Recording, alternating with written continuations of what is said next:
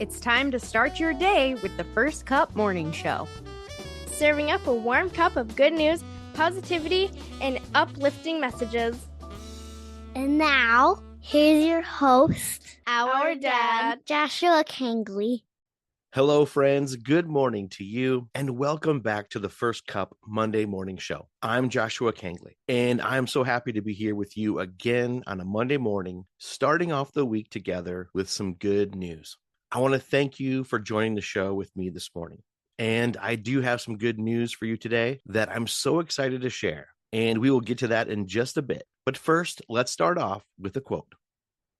Henry David Thoreau once said, "What you get by achieving your goals is not as important as what you become by achieving your goals."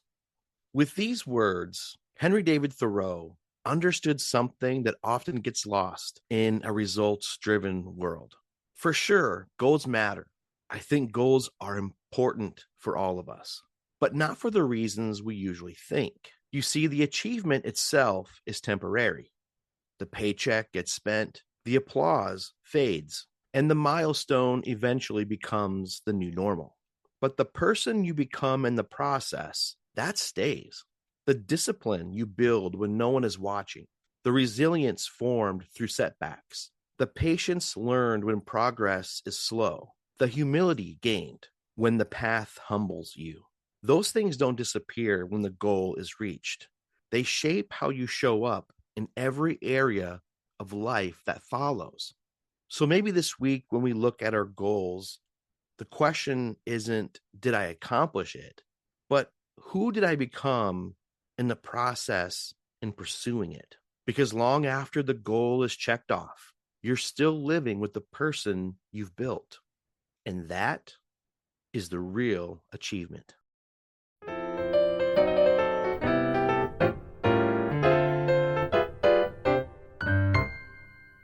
And now let's go to the Did You Know?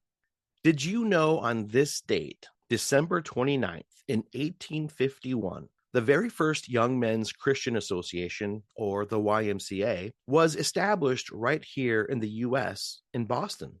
At the time, America was changing fast. Young men were pouring into cities for work, often far from family, faith, and any real sense of community. And life was hard, isolating, and full of temptation with very little guidance or support. The YMCA was created to be a safe harbor, a place that focused on building strong bodies, sharp minds, and grounded character. It wasn't just about the exercise or housing, it was about purpose, discipline, and giving young men a place to belong during a time of rapid social change. And what started as a simple idea in one city grew into a global movement centered on faith, service, and community, values that are still just as needed today as they were in 1851. I love history like this. And sometimes when we look into the history, it reminds us that the challenges we face aren't new, and neither are the solutions when people step up to care for one another. And if you didn't know that, now you know. According to nationaldaycalendar.com, today, December 29th, is TikTok Day. And no, not the app you're probably thinking about.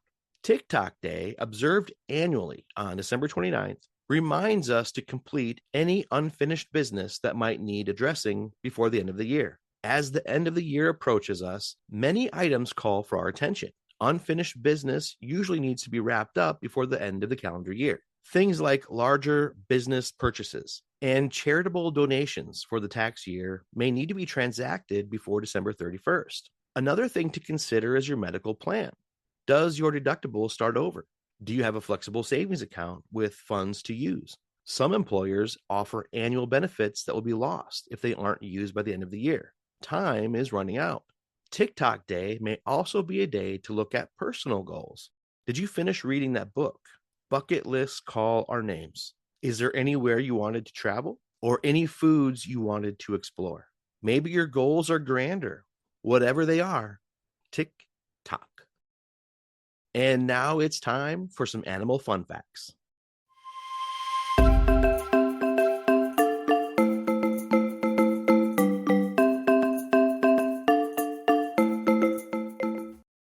Today's animal is a three-banded armadillo. Did you know an armadillo has very poor eyesight and relies on its sense of smell when hunting in the dry grasslands and forests where it lives? Did you know baby armadillos are born with a soft, leathery skin that hardens into armor within 4 weeks?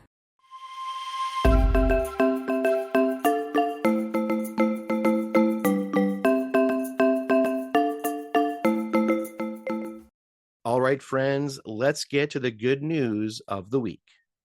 And this week's good news headline comes from sunnyskies.com. News source credit goes to sunnyskies.com. Anonymous donor pays emergency vet bills for pets on Christmas.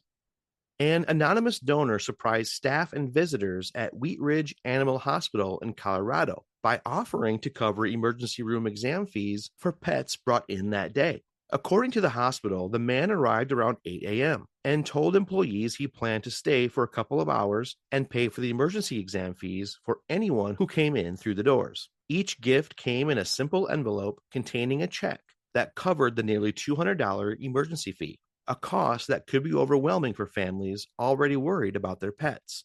Veterinary staff member Veronica Suazo said the moment was unlike anything she had ever seen. The donor didn't know the people he was helping, and staff had no advance notice that it was going to happen. During his time at the hospital, the man covered fees for at least 10 pet owners and even left additional envelopes behind so others who arrived later could receive the same help. Some recipients were so moved that they offered to let the next person use the money instead, while others were brought to tears, unsure how they would have afforded care for their pets without it. And the man's kindness didn't stop there. Before leaving, the anonymous donor also contributed $400 to the hospital's charity fund to help future patients. It's stories like this that remind us that some of the most powerful acts of kindness don't come with a microphone, cameras, or names attached to them. This man didn't show up looking for recognition.